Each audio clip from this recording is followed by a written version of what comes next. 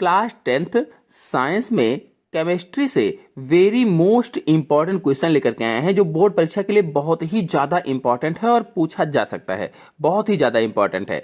प्रश्न है, प्रबल और दुर्बल अम्ल क्या हैं? अम्लों की निम्नलिखित सूची में प्रबल अम्लों को दुर्बल अम्लों से अलग कीजिए। परिभाषा बताना है कि प्रबल अम्ल किसे कहते हैं, दुर्बल अम्ल किसे कहते हैं। फिर ये जो अम्लों की सूची दी गई है, कई सारे अम्ल लिखे गए हैं, इनमें कहा गया है कि इस सूची में प्रबल अम्ल कौन है और दुर्बल अम्ल कौन है, उसे अलग अलग करना है। फिर इसी में दूसरा प्रश्न है, ये तो पहला था, फिर दूसरा है, ऊष्मण के द्वारा आप बेकिंग पाउडर तथा धावन सोडा में अंतर कैसे करोगे। चलिए बहुत ही आसान तरीके से इसको समझा देते हैं, आपको तुरंत देखते ही समझ में आ जाएगा, याद हो जाएगा। तो पहले उत्तर डालेंगे। उत्तर का पहला है ये वाला, प्रबल अम्ल वह अम्ल जो अपने जलीय विलयन में पूर्णतः आयनित होकर अत्यधिक मात्रा में हाइड्रोजन आयन उत्पन्न करते हैं, प्रबल अम्ल कहलाते हैं। देखिए कहा गया है कि ऐसे अम्ल जो अपने जलीय विलयन में, कोई अम्ल है, जैसे ये कोई अम्ल है, तो कहा ऐसे अम्ल जो अपने जलीय विलयन में पूर्णतः आयनित हो जाते हैं, जलीय विलयन में पूर्ण रूप से आयनित हो जाते हैं, पूर्णतः आयनित होकर के अत्यधिक मात्रा में हाइड्रोजन आयन, जब आयनित हो जाते हैं तो अधिक मात्रा में हाइड्रोजन आयन यानी H+ आयन या फिर हाइड्रोनियम आयन, चाहे हाइड्रोजन आयन या फिर हाइड्रोनियम आयन उत्पन्न करते हैं, प्रबल अम्ल कहलाते हैं।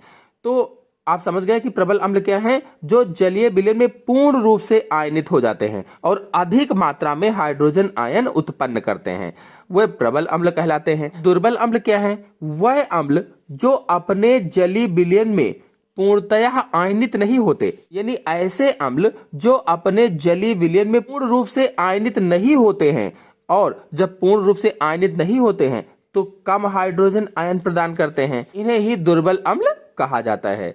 तो आप प्रबल अम्ल और दुर्बल अम्ल में अंतर समझ गए। ऐसे अम्ल जो अपने जलीय विलयन में पूर्ण रूप से आयनित हो जाएं, प्रबल अम्ल कहलाते हैं। ऐसे अम्ल जो अपने जलीय विलयन में पूर्ण रूप से आयनित ना हो, उन्हें क्या कहा जाता है, दुर्बल अम्ल कहा जाता है। और जब पूर्ण रूप से आयनित हो जाते हैं तो अत्यधिक मात्रा में हाइड्रोजन आयन उत्पन्न करते हैं, और ये जब पूर्ण रूप से आयनित ही नहीं होते हैं तो कम हाइड्रोजन आयन प्रदान करते हैं या कम हाइड्रोनियम आयन उत्पन्न करते हैं, ये दुर्बल अम्ल कहलाते हैं, ये प्रबल अम्ल कहलाते हैं। अब देखिए कहा गया था कि सूची में प्रबल अम्लों को दुर्बल अम्लों से अलग कीजिए, तो इसमें से अलग अलग कर देते हैं कि प्रबल अम्ल कौन है और दुर्बल अम्ल कौन है। कि प्रबल अम्लों में हाइड्रोक्लोरिक अम्ल प्रबल अम्ल होता है, नाइट्रिक अम्ल प्रबल अम्ल होता है, सल्फ्यूरिक अम्ल प्रबल अम्ल होता है, जबकि दुर्बल अम्ल में एसिटिक अम्ल, फार्मिक अम्ल और साइट्रिक अम्ल आते हैं। तो प्रबल अम्ल कौन कौन से होंगे, हाइड्रोक्लोरिक अम्ल, नाइट्रिक अम्ल, सल्फ्यूरिक अम्ल यानी HCl, HNO3, H2SO4, जबकि दुर्बल अम्लों में एसिटिक अम्ल यानी CH3COOH, फार्मिक अम्ल यानी HCOOH और साइट्रिक अम्ल C6H8O7। तो ये जो है कैसे होते हैं, दुर्बल अम्ल, और ये प्रबल अम्ल होते हैं। अभी देखिए प्रश्न बचा हुआ है दूसरा वाला, ऊष्मण के द्वारा आप बेकिंग पाउडर तथा धावन सोडा में अंतर कैसे करोगे। आइए इसको देख लेते हैं। देखिए दूसरा वाला था, यहाँ दूसरा खंड डाल देंगे, ऊष्मण के द्वारा बेकिंग पाउडर और धावन सोडा में अंतर, ये हेडिंग डाल देंगे। फिर लिखेंगे बेकिंग सोडा NaHCO3 को गर्म करने पर, यानी बेकिंग सोडा का सूत्र है ये, बेकिंग सोडा को गर्म करने पर CO2 गैस उत्सर्जित होती है। जब बेकिंग सोडा को गर्म करते हैं तो CO2 गैस निकलती है, जिसे चूने के पानी में प्रवाहित करने पर वह दूधिया हो जाता है। बेकिंग सोडा को गर्म जब किया जाता है, जैसे ये बेकिंग सोडा है, इसको जब नीचे से गर्म करते हैं तो गर्म करने पर क्या होता है कि CO2 गैस निकलती है, CO2 गैस उत्सर्जित होती है। अब जिसे चूने के पानी में प्रवाहित करने पर वो दूधिया हो जाता है।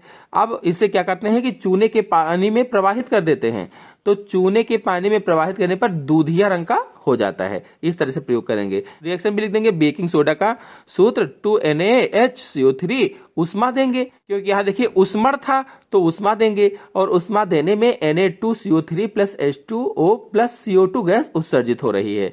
फिर अब ये तो हुआ बेकिंग सोडा का। अब बेकिंग सोडा और धामन सोडा में अंतर बताना था, तो धामन सोडा का लिखेंगे। धामन सोडा Na2CO3 × 10H2O को गर्म करने पर गैस नहीं निकलती है, यानी धामन सोडा को जब गर्म करते हैं तो गैस नहीं निकलती है, जबकि बेकिंग सोडा को गर्म करने पर CO2 गैस निकल रही थी, लेकिन धामन सोडा को गर्म करने पर गैस नहीं निकल रही है। तो इसका सूत्र लिखेंगे Na2CO3 × 10H2O उष्मा देंगे तो Na2CO3 प्लस 10H2O आ जाएगा।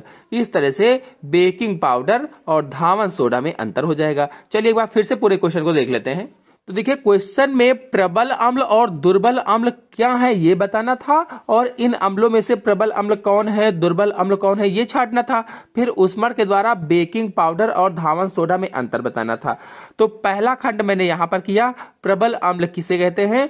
ऐसे अम्ल जो अपने जलीय विलयन में पूर्ण रूप से आयनित हो जाते हैं। ऐसे अम्ल जो अपने जलीय विलयन में पूर्ण रूप से आयनित हो जाते हैं उन्हें प्रबल अम्ल कहा जाता है। और जब पूर्ण रूप से आयनित हो जाते हैं तो अत्यधिक मात्रा में हाइड्रोजन आयन या हाइड्रोनियम आयन उत्पन्न करते हैं।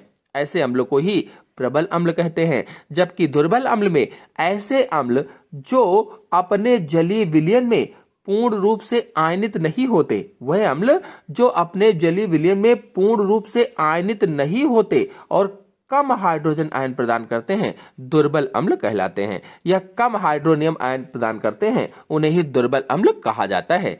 और इसके बाद प्रबल अम्ल अलग करना था, दुर्बल अम्ल अलग करना था।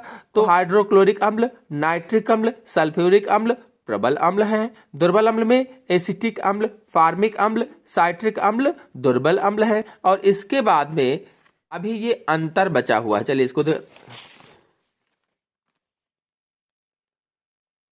दूसरे में अंतर था ऊष्मर के द्वारा बेकिंग पाउडर और धामन सोडा में अंतर लिखना था। तो बेकिंग सोडा को गर्म करने पर CO2 गैस उत्सर्जित होती है, जबकि धामन सोडा को गर्म करने पर कोई भी गैस नहीं निकलती है। चूने के साथ प्रवाहित करने पर दूधिया रंग देता है।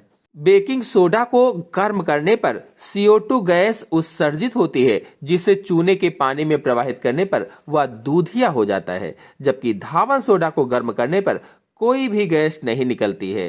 तो इसका रिएक्शन यहां लिख देंगे, इसका रिएक्शन यहां लिख देंगे, इस तरह से हो जाएगा। मेरे चैनल में क्लास 10th साइंस के अंतर्गत फिजिक्स के टोटल लेक्चर फ्री में अपलोडेड हैं, एकदम फ्री हैं और बहुत ही आसान तरीके से चित्रों के माध्यम से समझाया है। आप लोग चाहें तो जाकर के देख सकते हैं। आशा है आपको पूरा क्वेश्चन अच्छी तरह से समझ में आ गया होगा। समझ में आ गया हो तो वीडियो को लाइक कीजिए, अपने दोस्तों में शेयर कीजिए। चैनल पर पहली बार आए हैं तो इसको सब्सक्राइब भी कर लीजिए। धन्यवाद।